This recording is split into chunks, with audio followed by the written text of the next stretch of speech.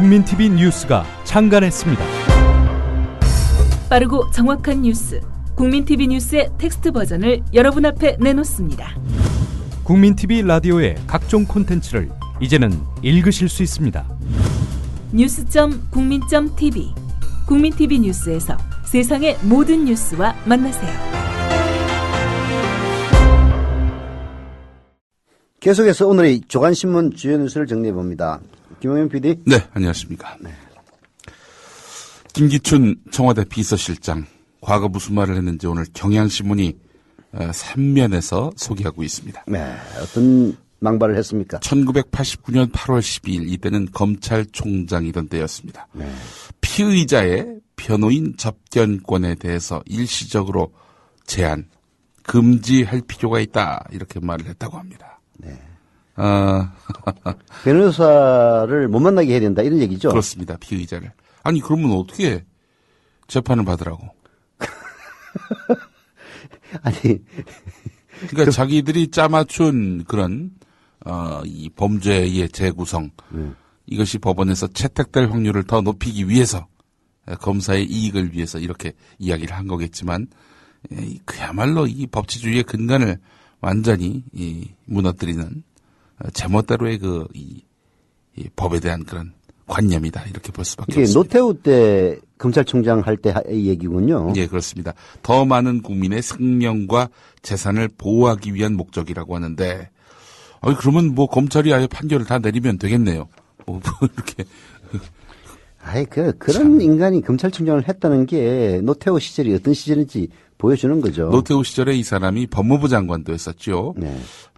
검찰총장으로 있을 때는 강기훈 유서 대필 사건에 또, 총책임자가 되겠습니다. 네. 강기훈 씨가 김기설 씨가 스스로 목숨을 끊었는데, 네. 이 김기설 씨가 스스로 목숨을 끊었는데, 강기훈 씨가 이 김기설 씨의 유서를 대신 썼다. 이렇게 누명을 씌운 거 아닙니까? 그거야말로 진짜 한국판 드레피스 사건이었죠. 그렇죠. 예. 그러니까 이제 말하자면은 얘네들은 운동권은 이 남의 죽음까지도 다 이용한다, 이념에. 이런 식의 인식을 심어주기 위해서 만든 사건으로 강기훈 유서 대필 조작 사건. 이것이 바로 김기춘 검찰총장 때 있었던 일이고요. 그뿐만이 아니죠. 네, 어마어마하죠. 공안 사건. 당시 공안 기획에 있어서 그 모든 시나리오는 바로 김기춘 머리에서 나왔다, 이런 평가가 많았습니다. 네. 법무부 장관 때 그 어마어마한 사건이 있지 않았습니까? 네. 초원복집 사건. 초원복집 더 말하면은 이게 잔소리가 됩니다. 네, 예. 입만 아픕니다. 네, 그렇습니다. 자, 2000년 11월 3일에는 대공 수사 기능은 남북 화해와 협력이 이루어지는 요즘 필요성이 더 크다. 남북 정상회담이 있었던 2000년 당시에 했던 말인데, 이거는 막말 축에도 끼지 않습니다. 예, 아주 점잖은 말이죠. 네, 그렇습니다. 2003년 당시에 2003년은 또 어떤 해입니까? 노무현 대통령이 취임하던 해 아닙니까? 네. 2003년 10월 23일에는 법사위원장이었는데, 법사위원장이라는 사람이 노무현 정권은 친북적 좌파적 정권이다, 하야해야 한다, 이런 말을 했습니다. 아니, 요즘 민주당 의원들이 대통령 책임져라, 이 말 갖고도 이 대선에 불복하는 거냐, 이렇게 막 추궁하는 이거는 아닙니까? 대선 불복 정도가 아니라 쿠데타적 발언이구만. 그렇죠. 네. 하야해야 한다. 아니, 취임하던 첫 해에 이런 말을 했으면 정말 대선 불복 정도가 아니죠. 그러니까 지금 대선 불복하지 말고 쿠데타를 일으켜라라고 민주당을 압박하는 건지, 새누리당이 열심히 자꾸 대선 불복 시비 걸고 있는데. 아니, 이 인간이 지금 그때 국회의원이었던 시절 아니에요. 그렇습니다. 1992년에 초원복집 사건으로 그렇게 이걸 처먹고 나서도 국회의원을 내리 3번을 했다는 것은 96년부터요? 예, 네. 진짜 대한민국의 수치입니다. 수치. 그 양반을 뽑아준 경남 거제의 유권자들. 아니 그 양반들이 거제 유권자들이 나빠서 그랬겠어요. 지역 감정 때문에 그런 거지. 아니 무조건 한나라당이면 싹쓸이 하던 그런 분위기 속에서 된 것 아닙니까? 아니, 다른 사람은 몰라도 어떻게 네. 김기춘 같은 사람을 국회의원으로 뽑습니까? 아니 그런 인간을 갖다가 비서실장으로 뽑는 사람은 어떻고? 2004년 10월 12일에도 아주 논란이 될 만한 발언을 했었죠. 네. 몸 파는 여성은 생존을 위해 하고 있는 것인데도 국가가 무조건 단속만 하는 것은 문제가 있다, 이런 말을 했습니다. 2006년 12월 22일에는 아주 정말 이게 활용 정점입니다. 노무현 대통령은 사이코다. 자기 감정도 조절하지 못하고 자제력이 없다. 예.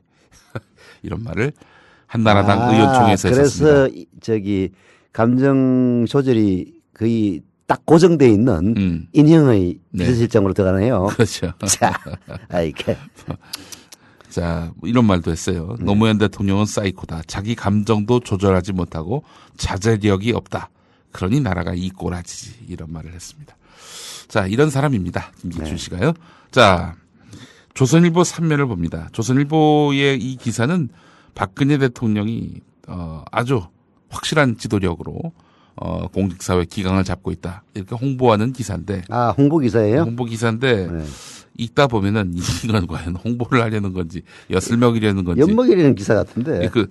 어제 박근혜 대통령 주재로 열린 국무회의, 평소와 달리 무거운 분위기 속에서 진행됐는데 정부 관계자는 평상시에는 대통령이 모두 발언을 하기 전에 각 부처 장관들이 양복 상의를 탈의하고 회의를 하는데 오늘은 대통령 모두 발언이 끝나고 정홍원 총리가 상의를 탈의하자고 할 때까지 모든 장관이 상의를 입고 있었다 이겁니다.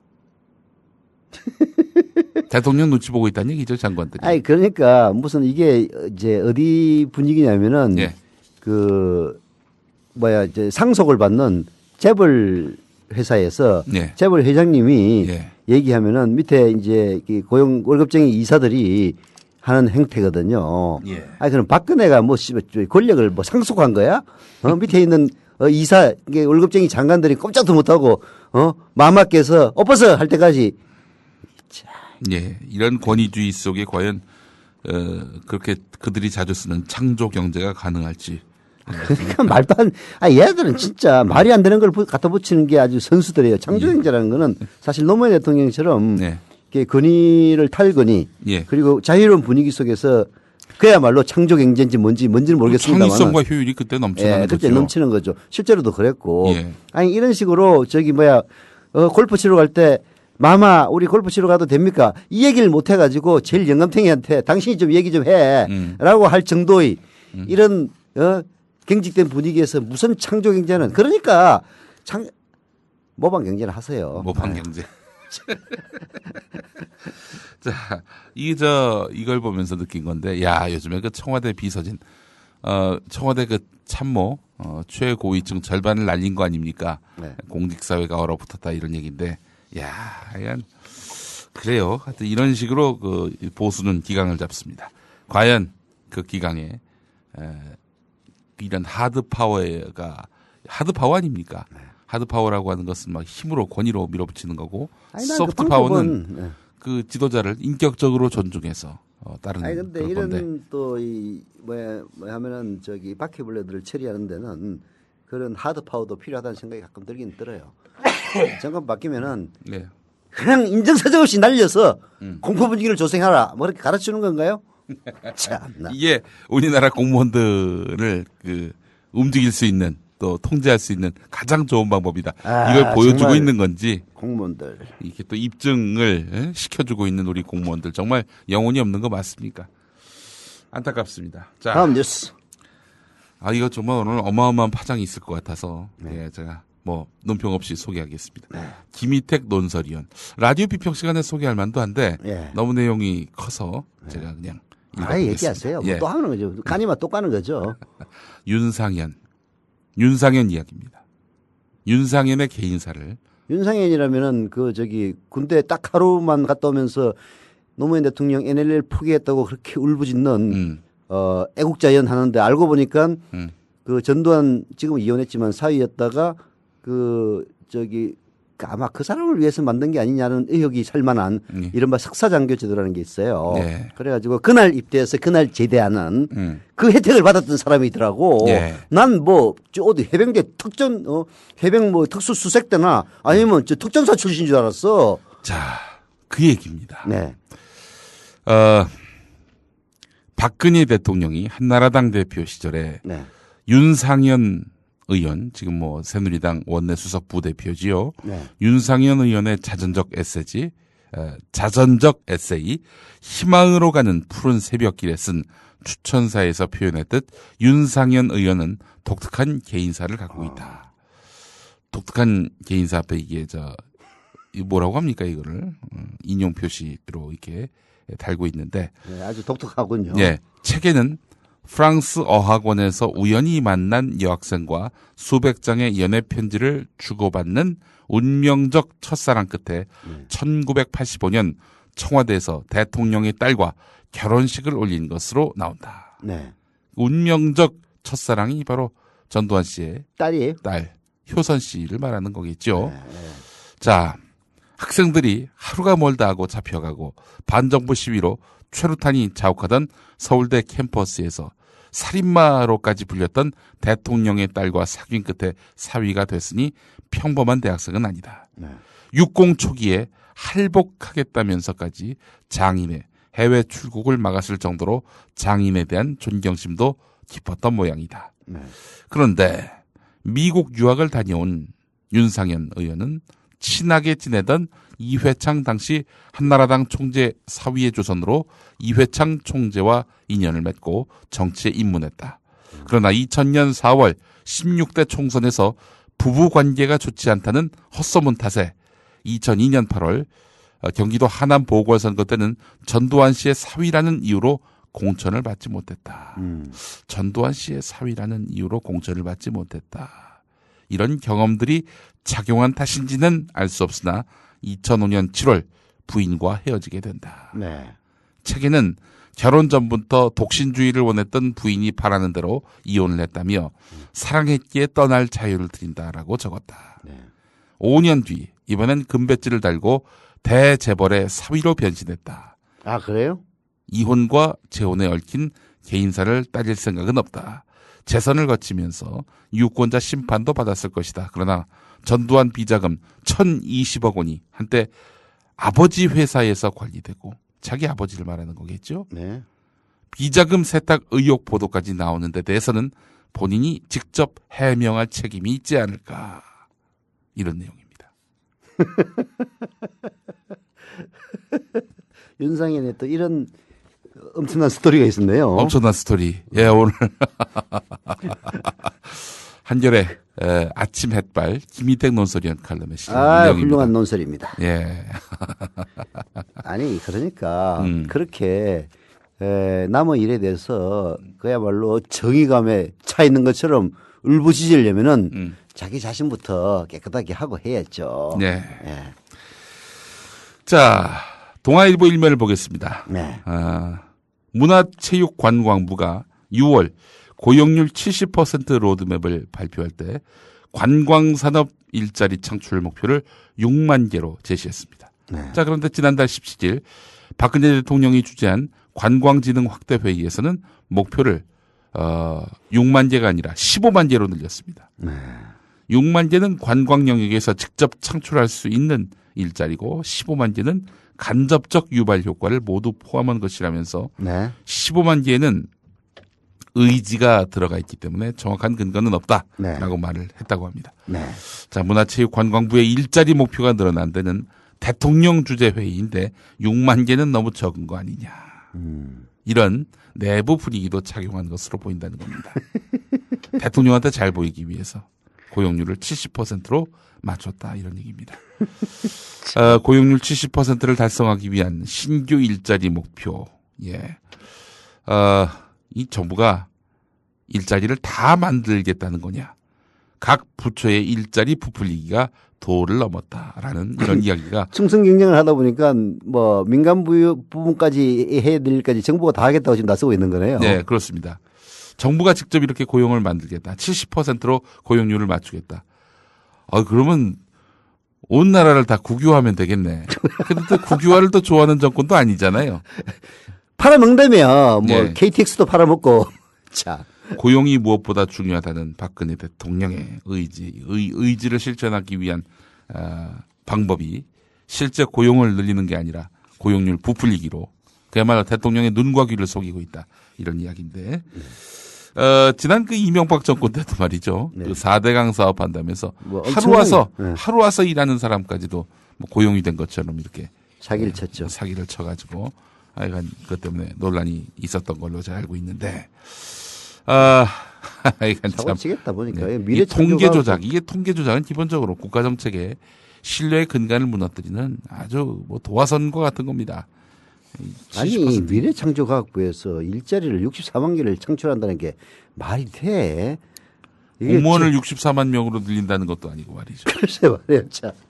아이가 또 참. 아휴. 자 그리고 중앙일보 9면을 보면은 8면을 보면은 네. 공기업 10곳 선장이 공백 상태다. 네. 그런데 중요한 것은 말이죠. 이 오늘 블랙아웃이 되면 책임질 기관장이 없다는 겁니다. 중앙일보 기사예요? 네, 그렇습니다. 당장 한국수력원자력은 원전 비리 문제에 대한 책임을 지고 김균섭 전 사장이 물러난 이후 아직까지 사장이 뽑히지 않고 있습니다. 공모 절차를 밟고 있긴 한데 네. 그 선임 절차가 중단돼서 재공모 일정도 잡지 못하고 있는 상태라고 하네요. 네. 뭐 이런 식의 그 상황이 돼버렸다는 겁니다. 네. 그 한국수력원자력이 만약에 지금 사장이 없는 상태에서 블랙아웃이 된다. 이럴 경우에는 도대체 누가 그 책임을 질 것인가? 뭐 저기 지금 대행자가 책임을 져봐야 뭐 말 그대로 대행일 뿐인데. 그거야 임명할 놈이 책임져야지. 글쎄 말입니다. 그러면 결국 대통령 책임으로 간다는 겁니다. 그 외에도 이 코스콤 그리고 한국도로공사, 한국농어촌공사, 한국수자원공사 그리고 국토연구원, 한국수력원자력 말씀드렸죠. 코레일, 한국지역난방공사 모두 지금 현재 기관장 공백이 길어지고 있는 공기업인데 당장 국민의 삶과 직결되는 그런 자리의 그 수장들 아닙니까? 책임질 기관장이 없다는 점. 그러다 보니 주요 현안 결정에 있어서 갈팡질팡이 이어지고 있다는 겁니다.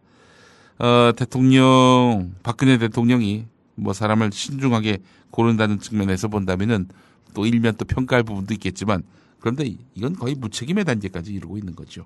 기관장 공백이 길어지고 있는 양상들. 뭐 보면은 5월, 6월 이래요. 네. 뭐 7월도 한 두 군데 있는데 농어촌 공사하고 수자원 공사가 그러한데 아니 지금 벌써 며칠째입니까 이게. 선임 절차가 시작되지도 않거나 뭐 여하간 진행되다가 중단된 경우도 있었고요.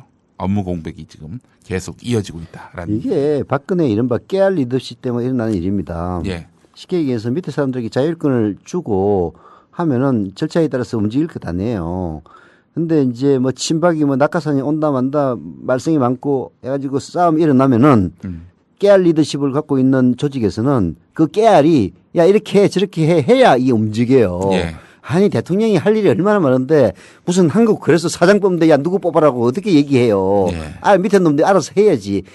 노무현 대통령이 그 싸울까 봐서 이런 그 공모 절차 다 만들어놨는데 이명박이가 완전 다 망가뜨려가지고 지금 개판되고 있는 것 아닙니까? 글쎄 말입니다. 대통령이 줄 수 있는 자리가 뭐 2만에서 3만 개 된다고 하죠. 2만 명, 3만 명 전부 대통령이 어떻게 임명을 해요? 청와대에서 전부 밤샘 해가지고 일일이 다 스크린해서 임명하라고 그러지. 지금 뭐 불가능하다고요. 분위기로는 그렇게 하겠더만. 그 실력과 능력 있는 사람을 순리대로 뽑는 거 이게 바로 이 투명하고도 공정한 인사인데 이건 뭐 어떻게든. 그러니까 내가 얘기했잖아요. 그 네. 깨알 리더십인지 지랄인지 그게 문제예요. 정권에 대한 충성도 혹시 좌파하고 좀 가까운가 이런 거 따지다가 세월 다 가는 거죠. 남자들이 뭐 하나? 다 일일이 뒷조사 해가지고 좌파하고 가까운지 좌파와의 친밀도 딱 해가지고 얘는 10이니까 레드, 얘는 제로니까 블루 해가지고 팍팍팍 ABCD를 매겨야지. 지금 그러고 있는 거 아닐까요? 몰라 나도. 자, 국민일보 8면 기사를 보겠습니다. 네, 8면. 실패한 원전 부품 국산화 기술로 한국수력원자력과 200억대 계약을 체결하고 140억을 받아 챙긴 부품업체 납품 비리 사실이 드러났습니다. 한국수력원자력에 보관 중인 외국산을 빼돌려서 국산처럼 속여서 납품했다는 겁니다. 그러니까 자기가 갖고 있는 건데 이걸 훔쳐가지고 갖고 나갔어. 그래놓고 대판 거야. 야, 이걸 이렇게 그 빼돌린 놈도 그렇고 이걸 또 되사준 놈도 그렇고 야, 이런 어처구니 없는. 이게 근데 우리가 웃을 수만 없는 일이 뭐냐면 우리의 안전과 직결된 원전과 연관된 문제입니다. 야, 이 고리 1발전소 기계팀 차장이라는 놈은 예. 도대체 얼마를 받아 처먹은 거야 이거. 아니 그런 식으로 140억 원을 납품업체에게 줬다면은 예. 한 절반 정도는 인마이 포켓 안 했겠어요? 그렇죠. 철저히 뒤져봐야 되겠네 이거. 예. 자, 이 원전과 관련한 이 비리들, 이 비리라는 것이 이제 원전 마피아들의 농간 속에서 빚어지는 것이다. 뭐 그런 설도 많았고 벌써 외신들은 한국이 톡톡한 대가를 치를 것이다. 이미 경고를 하고 있는 상태인데. 걱정이에요. 한국이 톡톡한 대가를 치른다는 게 무시무시한 위협이거든. 예. 아이 그 잘못돼 봐요. 지금 특히 그 경상도 사람들 네. 그쪽에 다 원전 다 있어요. 네. 아유, 아니 걱정이야. 일본보다도 우리가 국토가 더 넓은 편도 아니고 네. 다 붙어 있고. 아니 근데 뭐 우리야 지진은 안 나니까 최소한 뭐 지진도 뭐 요즘은 아예 뭐 안전지대는 아니라는 얘기도 있긴 있는데 일본만큼 위험하지는 않지만은 이게 진짜 뭔가 부품을 갖다가 이렇게 빼돌리고 해가지고 이게 나중에 사고 난다면은 얘들은 사형시키는 정도로 끝나서는 안 돼. 그래서 저는 뭐 사용제를 반대하니까 네. 그런 거 말고 그냥 원자로 안에다 집어넣어 버릴까요? 1000년형, 2000년형 뭐 이렇게 해야 되지 않겠나? 아니 이게 잘못되면은 수백만 수십만의 인명 피해가 되고 네. 몇십 년에 걸쳐서 우리 후손에게까지 영향을 미치는 어마어마한 사고가 일어날 수도 있단 말이에요. 예. 아, 답답합니다. 예, 중앙일보 신면을 보면은 네. 도화 엔지니어링 이 4대강 관련해서 비자금을 조성했던 도화 엔지니어링 간부들이 공사를 따내기 위해서 회사 차원에서 비자금을 조성했다라고 시인했다고 합니다. 검찰의 수사가 급물살을 타고 있다. 이런 내용이 또 있고요. 네. 4대강 관련한 기사가 또 한겨레에 있습니다. 또 있어요? 창녕 하만보, 합천 창녕보 여기 어디입니까? 낙동강 아닙니까? 낙동강의 그 생태계를 조사해 봤더니 물살이 없는 데서만 사는 어종만 잡혔다고 합니다. 이게 뭐겠어요?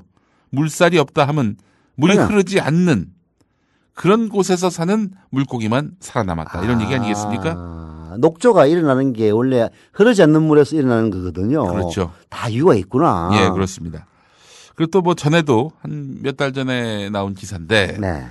그 탁한 곳에서 사는 물고기만 남았고 맑은 곳에서 사는 물고기는 종적을 감추었다. 하, 이런 기사도 있었습니다. 경상도 사람들 어떡하나? 그건 한강의 이야기인데 네. 자, 뭐 낙동강 상황은 더 심각하다 이런. 창녕, 함안보, 찹천, 창녕보 일단 경상도 아니에요. 그렇죠. 아니 이명박이는 도대체 경상도가 웬 수졌어? 낙동강을 아주 그냥 오리알로 만든 거야. 뭐야 도대체? 그걸 뭐 좀 자각하신 분들이 많았으면 좋겠다는 생각이 들고 네. 세계일보 일면을 보면은 네. 농업인과 도시 임금 근로자의 연간 소득 격차가 사상 최대로 벌어졌다는 그런 소식입니다. 큰일 났네. 예. 도시 근로자와 농업인의 그 격차가 1994년만 하더라도 거의 격차가 없었는데 네. 그때만 해도 도시 근로자 2,031만 원, 농촌에 사시는 농업인들은 2,023만. 한 8만 원 정도 차이였어요. 근데 지금은 어떠냐? 농업인의 연간 소득은 3,103만 원, 그리고 도시 근로자는 5,391만 원이었습니다. 이게 이제 2인 이상의 도시 근로자 가구니까 네. 한 사람이 5,391만 원 버는 건 아니죠. 2인 이상 네. 도시 근로자 가족 가구. 소득을 다 합쳐서 예. 그렇다는 얘기니까 엄마 아빠 그리고 알바 뛰는 아들 네. 이 다 합치면은 이 정도 나온다는 거니까 많은 거 아니에요. 예. 네. 그렇기 때문에 이 격차가 벌어지고 있는 양상, 뭐 심각하게 좀 봐야 될 필요가 있을 것 같습니다. 네. 이게 좀 주목될 만한 부분은 뭐냐면은 2009년부터 아주 급격하게 벌어졌다는 겁니다. 2009년. 네. 2011년, 2012년 이명박이 때 아니야, 이명박이. 갈수록 벌어지고 있다는 거죠. 이명박이는 농촌도 아주 작사를 내놨구만. 그렇죠. 글쎄요, 뭐 이건 뭐 무리한 추측일 수 있을지는 모르겠습니다만은 이 국토 균형 발전을 모토로 내세운 참여 정부의 어떤 그런 정책들을 전면적으로 뒤집지 않았습니까? 이명박 정권 때. 이것과 아니, 유관한 뭐 것은 분위기는 아닌지. 보면은 도시가 올라가고 농촌이 정체되는 분위기였는데 예. 그래도 상승 분위기에 있던 게 2009년부터 완전히 그냥 급격하게 벌어진 거죠. 급격하게 차이가 나는 걸 보면은 네. 역시 그 정부의 정책이 예. 이런 큰 영향을 미치네요. 예, 그렇습니다. 잘 뽑아야지 그러니까. 네. 서울신문 일면을 보니까 말이죠. 네. 설 추석 연휴가 토요일이나 공휴일과 겹칠 경우 네. 해당 일수만큼 대체 휴일을 주는 방안이 추진된다고 합니다. 네. 뭐 하여튼 이런 얘기는 많이 나왔는데 실제로 과연 이행될지 주목됩니다. 그래서 설 추석 대체 휴일제가 시행이 되면은 향후 10년 동안 9일 연평균 0.9일씩 공휴일이 증가하는 효과가 있을 것으로 보이는데 당장 내년 설부터 해당한다고 합니다. 올 추석은 상관없습니다. 10년간 9일이면 뭐 큰 효과가 아니네. 네. 네. 자, 오늘은 뭐 여기까지 여기까지 할까요? 예, 예. 예. 네. 자, 지금까지 김용민 PD의 실속 있는 뉴스 브리핑이었습니다. 누군가에게는 국민 언니 또는 국민 누나. 7인회는 2007년 대선 당시 한나라당 경선 후보였던 박근혜 대통령을 도운 원로 인사들입니다. 신임 김기춘 청와대 비서실장 말고도 김용환 새누리당 상임고문과 최병렬 전 한나라당 대표, 강창희 국회의장 등이 핵심 멤버입니다. 7인회 좌장이라 불리는 김용환 고문은 유신 시절 청와대 경제수석을 역임했고 김기춘 실장은 중앙정보부 대공수사국 부장과 법무부 장관을 거쳤습니다. 사선 의원을 지낸 최병렬 전 대표는 조선일보 정치부장 출신이고 육선의 강창희 국회의장은 하나회 소속의 육군 중령 출신입니다. 정치 경험이 전혀 없는 박 대통령이 1997년 정계에 입문한 뒤 빠른 속도로 정치적 입지를 키운 데에는 이들의 공이 컸다는 평가입니다. 누군가에게는 국민 여동생. 신명나는 세상을 만들 수 있는 정당. 여기는 새누리당밖에 없다. 또 우리 후보가 그걸 모든 걸 책임지고 해낼 수 있다 하는 자신감을 가지셨기 때문에 우리가 하지 않으면 안 된다고 연락에 돌아다니면서 정말 여러분 나중에 여러분 금융학 검사 다 할 거예요. 근데 어린 몇 cm 달았나 이렇게 해서 정말 우리 청년본부가 다 불을 지펴서 신명나는. 그러나 멘붕이 찾아왔을 때에는 국민 복수녀. 요즘 뭐 이렇게 그 멘붕 그러니까 진짜 제대로 말을 하려면 뭐라고 해야 되지 하는 게 잊게 되고 열받는다 이런 소리만 계속 하다 보니까 진짜 이거를 제대로 말을 하려면 뭐라고 해야 되지 하는 걸 잊어버리게 돼요. 요즘 전부 멘붕이라고 그러는데 지금 이제 믿었던 사람이 뭔가 하여튼 아직 진위는 나오진 않았지만 정말 해서는 안 되는 일에 연루가 됐다. 될 수도 있다 하는 얘기를 들었을 때 멘붕이 되죠. 또 아직 사실 여부도 모르는데 이걸 또 빌미로 해갖고 저를 막 공격하면 이것도 좀 멘붕입니다. 또 제가 자식도 없는데 자식이 있다는 이런 황당한 얘기, 이거는 정말 누구나 멘붕이 될 수밖에 없고, 그렇다고 해서 또 이런 상태에서 그냥 멍 때리고 있으면 이게 끝이 안 나거든요.